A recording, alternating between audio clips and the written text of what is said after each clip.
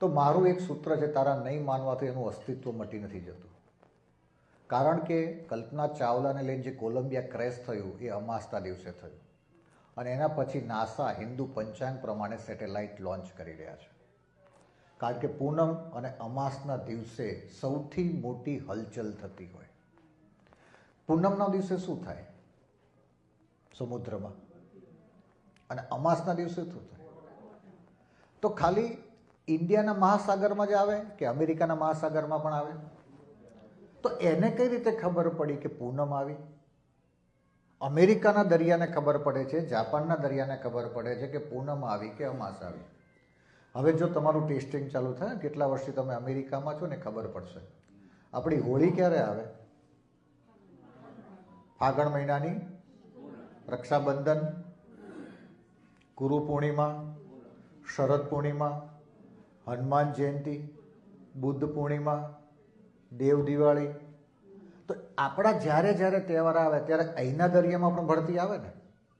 ઈસ્ટરના દિવસે નથી આવતી, નાતાલના દિવસે નથી આવતી, ગુડ ફ્રાઈડેના દિવસે નથી આવતી, પણ ક્યારે આવે છે? ભારતના જ્યારે કોઈ પણ અમાસ આવે એટલે કે દિવાળી આવે ત્યારે દરિયામાં ઓટ આવે. તો વિચાર કરો, ઘણીવાર 2 સાતમ કપાતી હોય, 1 છઠ વધતી હોય, કાં 14 દિવસનું પખવાડિયું હોય, કાં 16 દિવસનું પખવાડિયું હોય. અને ભાવનગર જિલ્લા સાથે જે લોકો કનેક્ટેડ છે એને ખબર હશે, નક્કળન નિષ્કલંક મહાદેવ ક્યારે આવે દર્શન? એના ભાદરવી અમાસે. હવે જો કેલેન્ડરના મહાનતાની વાત કરું કે જે દિવસે પુરુષોત્તમ મહિનો હોય ને એટલે દર્શન 1 મહિનો લેટ જતા રહી છે. તો એને કઈ રીતે ખબર પડી કે આ વખતે પુરુષોત્તમ મહિનો આવ્યો? આ સૌથી મોટી આપણી કેલ્ક્યુલેશન છે, ખાસિયત છે. હું તમને જગાડવા આવ્યો છું કે જાગ મચ્છંદર ગોરખ આયા. કેટલી ભવ્ય અને મહાન સંસ્કૃતિના આપણે વારસદાર છીએ. મારે તમને ખાલી એટલું જ કહેવાનું હતું કે આપણા કડિયા મિસ્ત્રી સુથાર ક્યારની રજા રાખે? અમાસની. બરાબર. તો તમે ક્યારે વિચાર્યું કે અમાસની રજા કેમ રાખે? કે અમાસના દિવસે દરિયામાં શું આવે અને પૂનમના દિવસે શું આવે? તો આપણા શરીરમાં પણ 70% પાણી છે. જે દિવસે પૂનમ હોય એટલે આપણા શરીરમાં પણ ઉછાળા આવે અને જે દિવસે અમાસ હોય ત્યારે આપણને ડિપ્રેશન ફીલ થાય. તો કડિયા મિસ્ત્રી સુથાર જે લોકો કાર્વિંગનું કામ કરતા હોય એ અમાસના દિવસે એને ડિપ્રેશન ફીલ થાય.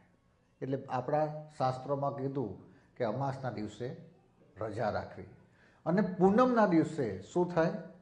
ભરતી આવે એટલે ડિપ્રેશન પાછું આવે, એક્ઝાઇટી કહે છે અત્યારનું એ આવે. તો આપણા શાસ્ત્રોમાં કીધું એ પૂનમ ભરવી, ચોટીલાની ભરતી ભરવી, વડતાલની ભરવી, ગઢડાની ભરવી, કોઈ બીજા નજીક ધાર્મિક સ્થળની ભરવી. પણ પૂનમના દિવસે તમારે ચાલતા જવું અને ચાલતા ચાલતા તમે કોઈ પણ ધાર્મિક સ્થળ બાજુ જાઓ એટલે નોર્મલ વોકિંગ થાય અને નોર્મલ વોકિંગથી નોર્મલ એક્સરસાઇઝ થાય અને આપણું ડિપ્રેશન ડાઉન થાય. હવે એનાથી પણ હું તમને મહાન વાત કરું. જ્યારે 20-25 વર્ષ પહેલાં હું જાપાન હતો ત્યારે એ લોકો આપણું હિન્દુ પંચાંગ લઈને બેઠા હોય અને હિન્દુ પંચાંગમાં આશ્લેષા નક્ષત્ર આવે ત્યારે જ સાચા મોતી એને મળે, પાકે. એટલે એના દરિયામાં પણ આપણા જે નક્ષત્ર છે એ પ્રમાણે ચાલી રહ્યું છે અને એના લીધે આપણે જે મહાન સંસ્કૃતિના વારસદાર છીએ